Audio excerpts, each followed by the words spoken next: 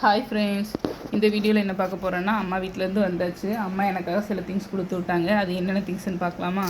Apple, பப்பாளி. இந்த பப்பாளியெல்லாம் எங்கள் வீட்டு மரத்துலேயே காய்ச்ச பப்பாளி. இந்த பப்பாளியெல்லாம் நல்லா பெரிய சைஸ் பப்பாளி. அதிரசம் வீட்லேயே செஞ்சது. இது வந்து சால்ட்டு பிஸ்கெட்டு, எனக்கு பிடிக்கும்னு சொல்லிட்டு. இது நாட்டு மருந்து. பாப்பாக்கு அடிக்கடி சளி பிடிக்குது, சளி பிடிக்கக்கூடாதுன்னு சொல்லிட்டு சுக்கு, மிளகு, திப்பிலி, பூண்டு, இஞ்சி இதெல்லாம் கொடுத்துருக்காங்க. இதெல்லாம் அரைச்சி பாப்பாவுக்கு மருந்து கொடுக்கணும்.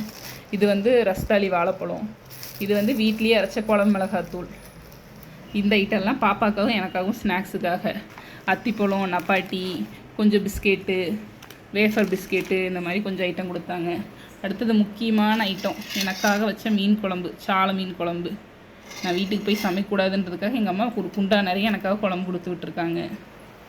கல்யாணம் ஆகிற வரைக்கும் நமக்கு அம்மாவோட அருமை தெரியறதில்ல. எந்த பொருளுமே நம்ம கையில் இருக்கும்போது அதோட அருமை தெரியாதுன்னு சொல்லுவாங்க. நம்ம கையை விட்டு போனதுக்கப்புறம் தான் அதோட அருமை தெரியுமாங்க.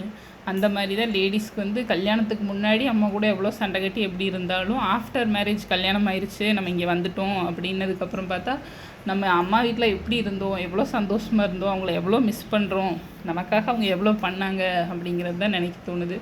எனக்கு மட்டும் இல்லை, எல்லா லேடிஸ்க்கும் உண்டான ஃபீலிங் தான் இது. Anyway, thank you. நாளைக்கு இன்னொரு வீடியோவில் பார்க்கலாம். Thank you so much.